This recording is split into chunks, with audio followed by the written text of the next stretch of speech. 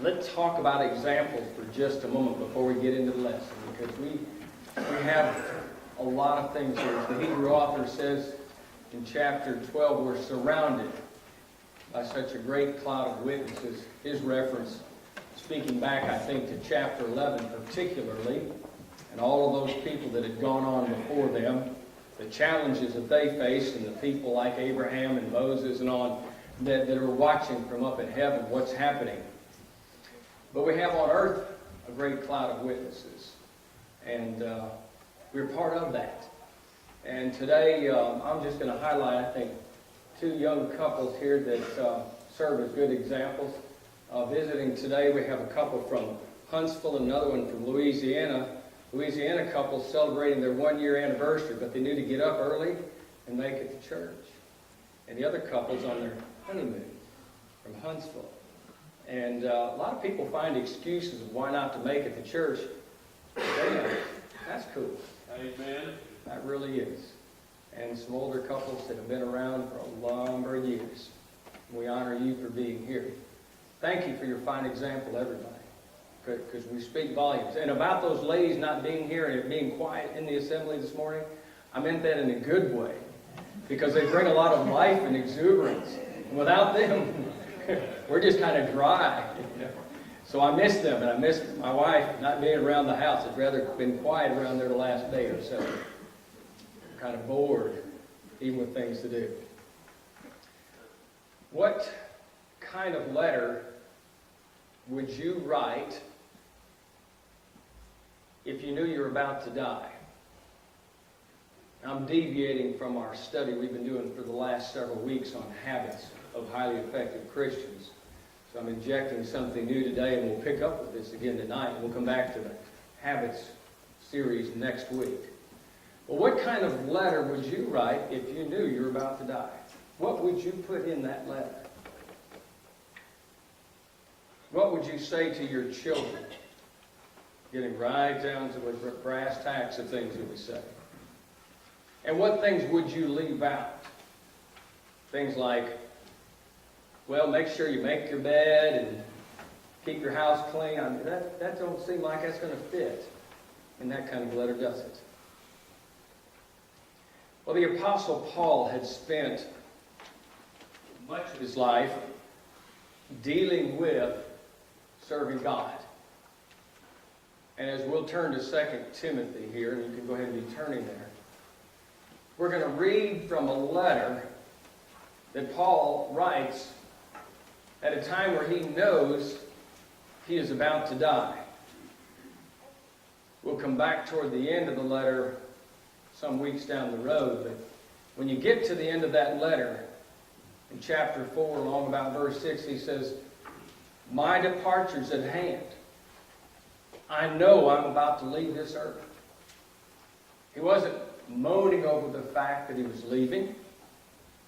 He was ready to go. He knew he was going to be laying down his armor, and he was going to be meeting his Lord, and it was a great thing. In fact, in other times when he was discussing this whole thing about either being on earth, he said, well, my being here is good for you. He said, but for me, to die is gain. But what does he write in here that's worth really remembering? Because if he's writing this at the last of his life, I'm getting the feeling he's meant for this to be read and reread and soaked up. Because what he has to say, I think, is so important. So, Paul, what are your concerns that we ought to be reading today for our survival as Christians? Number one, you are nothing without God, and you are everything if you are abiding in His will. Look at the very first verse of this little letter, 2 Timothy. As Paul says, Paul introducing himself, much like all of his letters do. By the way, if you think about it, it makes sense. You know, a lot of us, we get a letter, and if there's no return address on it, and you don't recognize the handwriting, and it happens to be 2 or 3 pages long, the first thing you do is you get to the last page to see who wrote it. Well, back in their days when they had scrolls and they were all rolled up, it meant to be unrolled, and the first thing you did was get to see who wrote it.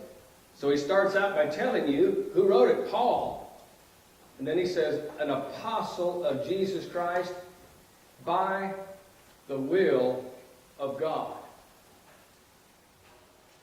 Now sometimes we just kind of slide right over that to get to the meat of what's being discussed in there.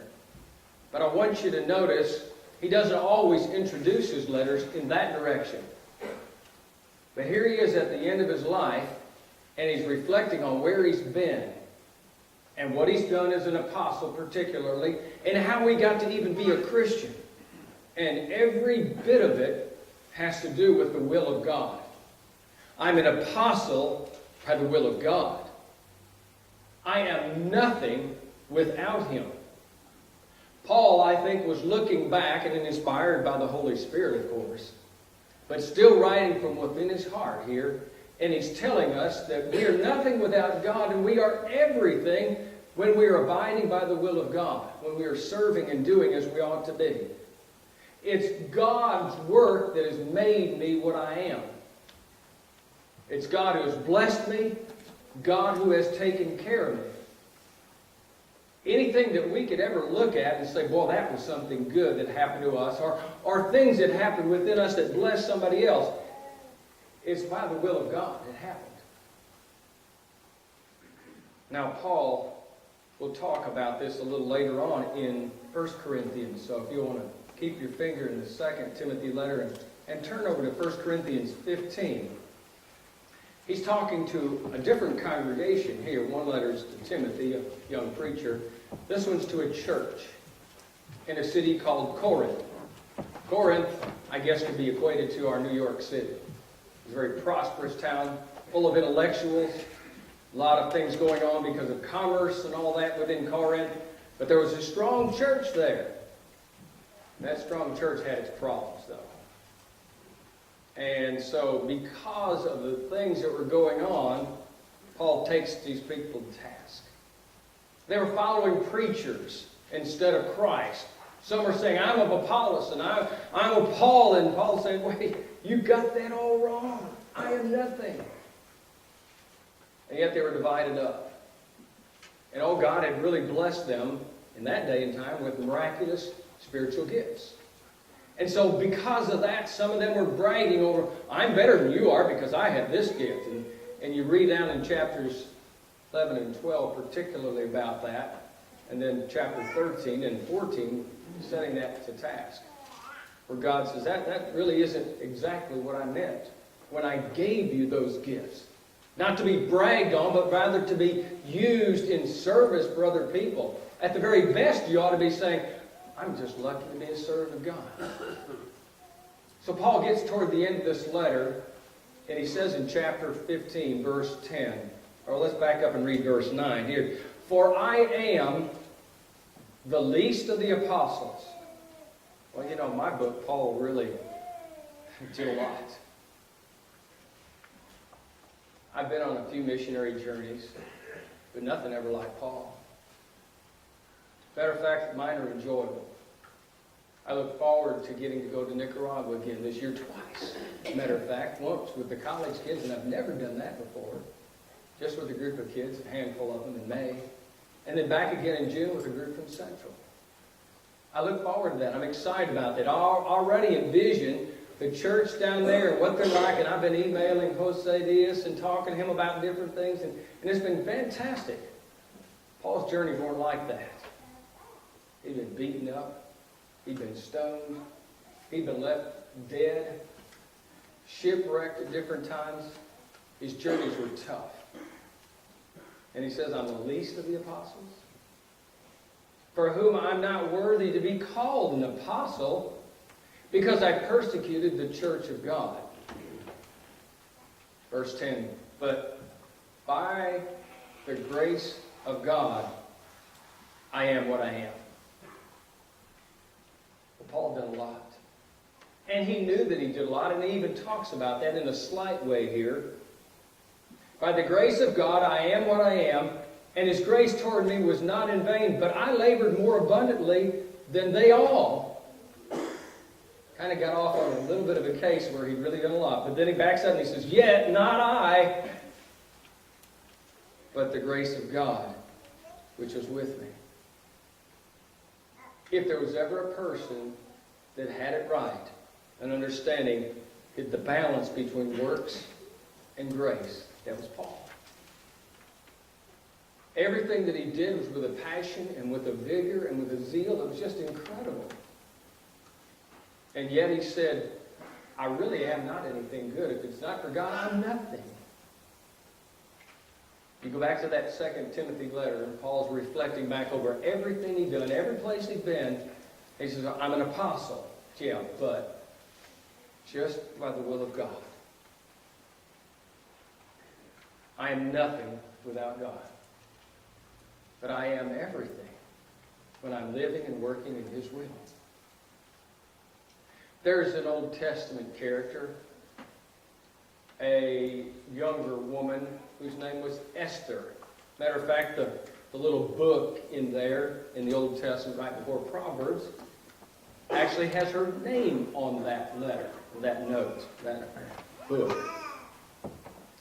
Esther, according to what's happening in chapter 2, rises to be queen over an area where the queen before her, I guess you might say, opened her mouth once too many times.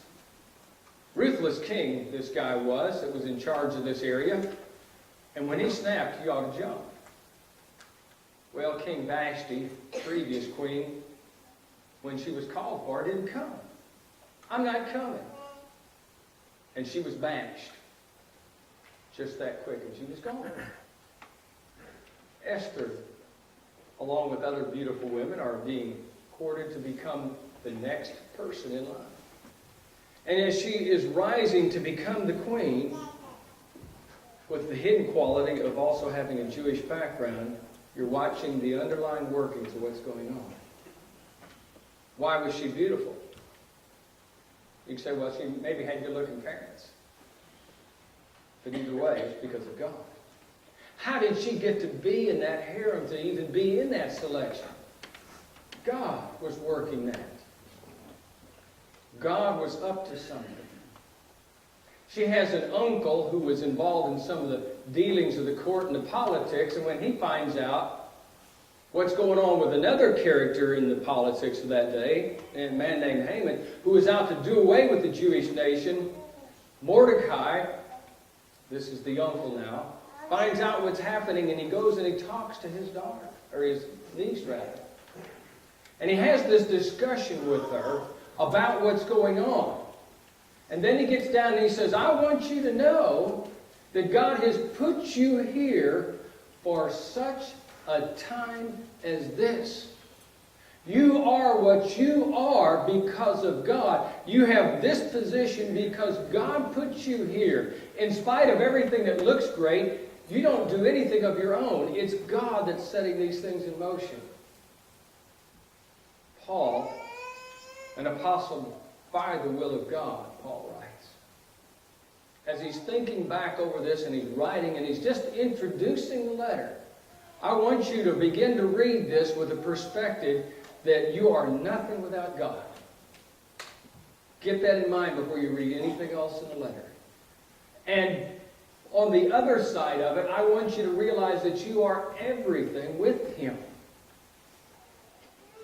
Someone years ago took the word Christian and wrote it on a blackboard. That was years ago when they had blackboards, right? And then he went up and he erased Christ from the first part. And he says, I want you to look at the last three letters, because without Christ, I am nothing. And that's true. Of who we are as followers of Jesus Christ.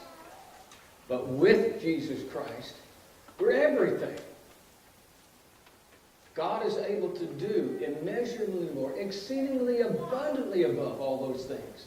He's able to honor our request and do with us incredible things.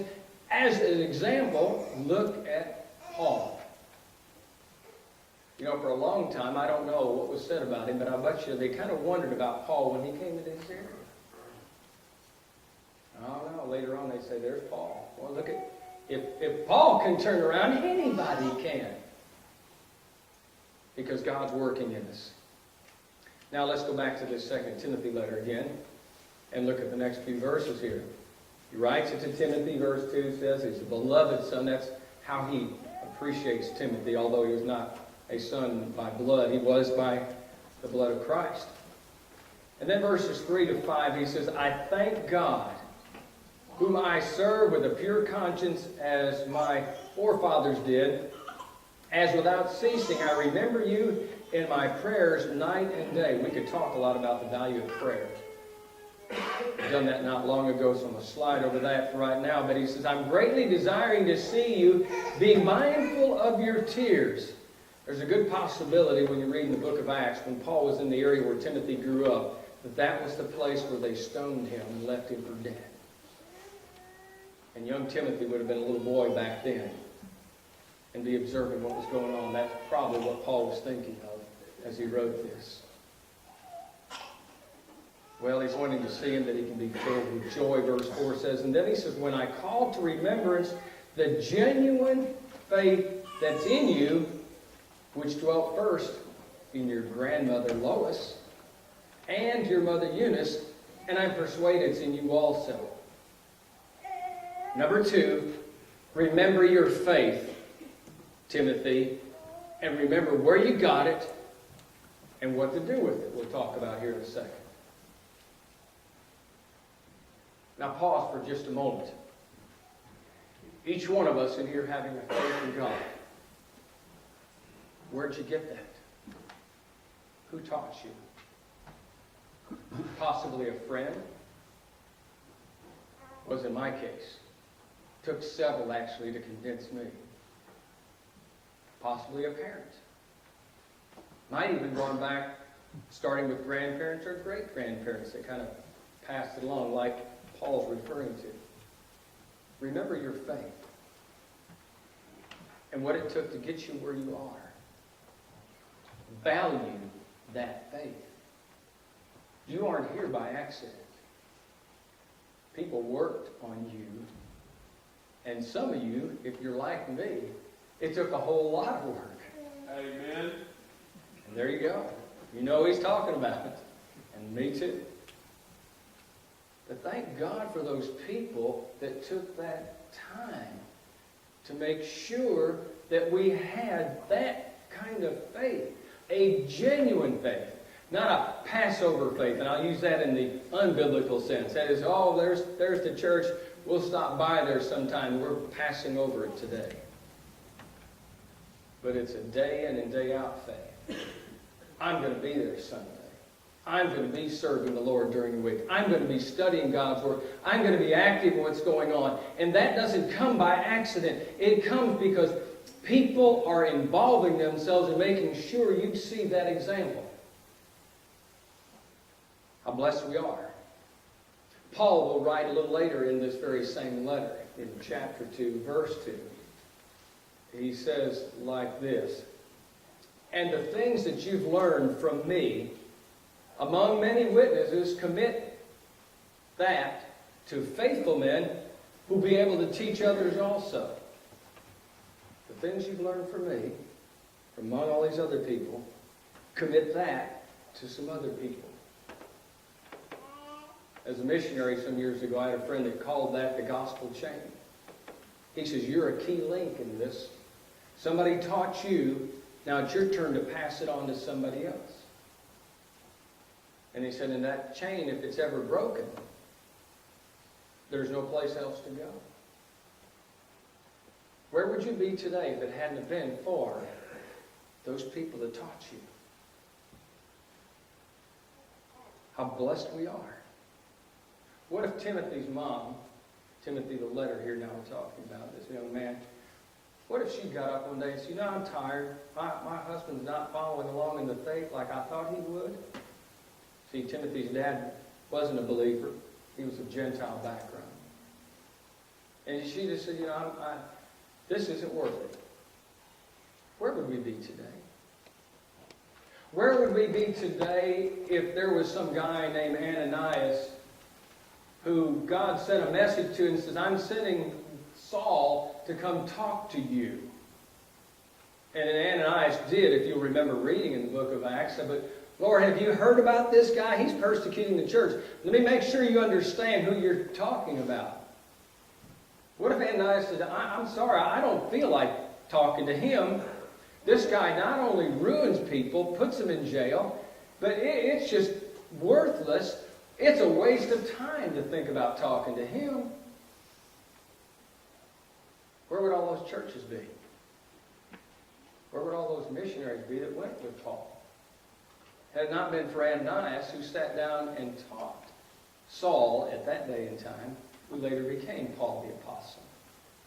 And the thousands of Christians and the hundreds of churches that Paul helped establish, if that one link had not been put in there. Remember your faith and how precious it is. How hard somebody worked to pass it on to you. And treasure it. And then along with that, Paul, in reminding him about this, says in verse 6, therefore I remind you to stir up the gift of God which is in you. For Timothy particularly, it says, through the laying on of my hands. Now, Paul was an apostle, and they had miraculous gifts back then. And Paul could actually, because of God enabling him as an apostle, put his hands and give a miraculous gift to Timothy. My belief is that Scriptures indicate that doesn't exist today in that way. But we do have gifts from God and abilities, and God expects for us to stir those things up. And the faith that we have within us, God expects for us to get it on fire and get it going. And keep it going. And it's not easy in this day and age, is it? And it wasn't back then either. And so Paul reminds Timothy in verse 7, for God has not given us a spirit of fear. Another translation says timidity, timidness.